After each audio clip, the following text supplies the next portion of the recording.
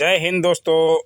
ये video BPSC FAO mains देने वालों के लिए बहुत ही ज़्यादा इम्पोर्टेंट है। अगर आपका ऑप्शनल इकोनॉमिक्स है तो वीडियो को पूरा देखें, क्योंकि इसमें 64 और 65 बीपीएससी में पूछे गए ऑप्शनल के सवाल लिए गए हैं। प्रश्न को देखने के बाद ही आपकी तैयारी पूरी होगी दोस्तों। प्रश्न को पहले देखिए, समझिए कि कहाँ से प्रश्न पूछता है और आप तैयारी कीजिए, मज़ा आ जाएगा एग्ज़ाम में। ठीक है, उसी पर पूरा वीडियो है। अगर आपको ज़रूरी है प्रश्न को देखना, वैसे तो ज़रूरी है ही, तो पूरा वीडियो देख लीजिए, ज़्यादा लंबा नहीं होगा। और लाइक तो बनता ही है दोस्तों। नए हैं चैनल सब्सक्राइब कर सकते हैं, हिंदी और इंग्लिश दोनों में है। आइए दिखाते हैं। ठीक है, 64 का प्रश्न देखिए। 2019 में एग्ज़ाम हुआ था इकोनॉमिक्स का, 300 नंबर का होता ही है।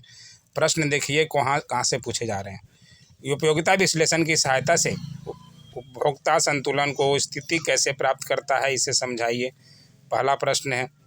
दूसरा प्रश्न आप देखिए, राष्ट्रीय आय या रोजगार का, ये तो इम्पोर्टेंट है ही, राष्ट्रीय आय आपको करना ही चाहिए, इसको भी छोड़िएगा मत।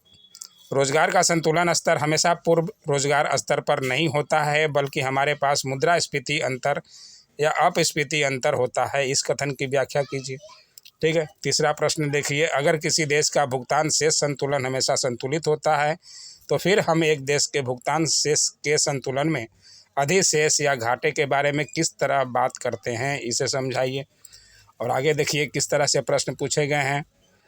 एक विभेदकारी एकाधिकारवादी इस तरह से अपनी बिक्री को समायोजित करता है कि किसी एक बाजार में, यानी बाजार वाला भी आपको पढ़ना ही पड़ेगा, है ना। ये सारे इम्पोर्टेंट हैं। ये देखिए सार्वजनिक वितरण प्रणाली, इसको भी आप ज़रूर से ज़रूर देख लें, क्योंकि यहाँ से भी प्रश्न बना है। और ये देखिए IBRD, अल्प विकसित देशों के आर्थिक विकास में अंतर्राष्ट्रीय पुनर्निर्माण एवं विकास बैंक, ये आपको पढ़ना ही पड़ेगा। RBI के बारे में पूरा डिटेल आपको जानकारी होनी चाहिए, है ना। तो ये सबको आप छोड़िएगा मत, क्योंकि यहाँ से ही प्रश्न बनते हैं। ये 64 का है, 65 का भी अभी मैं दिखा रहा हूँ। ये देखिए सेक्शन 2 से सामुदायिक विकास कार्यक्रम और पंचायती राज, ये तो इम्पोर्टेंट है ही, और आपको टिप्पणी लिखना है, ये आता है हर साल। क्षैतिज इक्विटी को प्राप्त करने की दृष्टि से राज्यों को राजकोषीय संसाधन, तो ये राजकोषीय नीति, मौद्रिक नीति आपको ज़रूर से ज़रूर करनी चाहिए। तो बेसिक हैं ये, आपको ये भी नहीं करिएगा तो क्या कीजिएगा दोस्तों। ठीक है, तो प्रश्न आप देख लीजिए कहाँ तक आपको पढ़ना। आयकर पढ़ना ही पड़ेगा। भारत में आयकर आधार बढ़ाने के लिए केंद्र सरकार द्वारा उठाए गए कदमों का विश्लेषण, है ना। प्रश्न को आप देख लीजिए, स्क्रीनशॉट ले लीजिए, आप ही के भलाई के लिए कह रहे हैं दोस्तों। और आइए दिखाते हैं 65 में अब क्या पूछा था और कैसे तरह के सवाल पूछते हैं, उसको भी देख लीजिए। स्क्रीनशॉट ले लीजिए या मेरे टेलीग्राम पे आपको डाला जाएगा, वहाँ से मिल जाएगा। चैनल को सब्सक्राइब कीजिए, बहुत सारे अभी वीडियो आएंगे रहेंगे। ये देखिए 65 में पूछा था, कुल राष्ट्रीय उत्पाद, विशुद्ध राष्ट्रीय उत्पाद, राष्ट्रीय आय, व्यक्तिगत आय तथा व्यय योग व्यक्तिगत आय, DPI के अर्थों एवं उपयोगों का विवेचना कीजिए। तो ये सब आपको डिटेल में पढ़ना ही पड़ेगा।